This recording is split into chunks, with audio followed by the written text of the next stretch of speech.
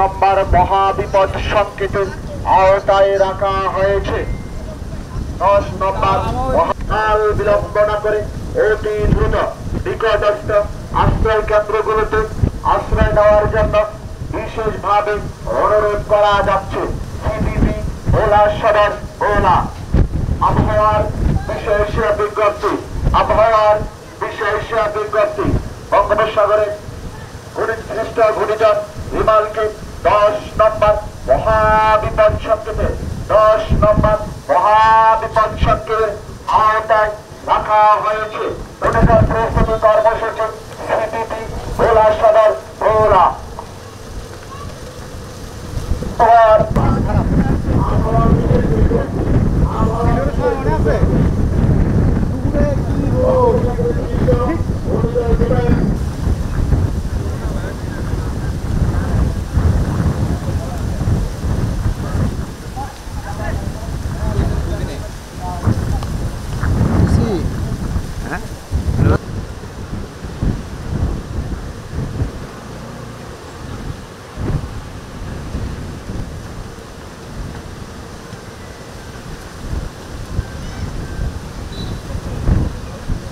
সংকেত দেখিয়ে যেতে বলা হয়েছে।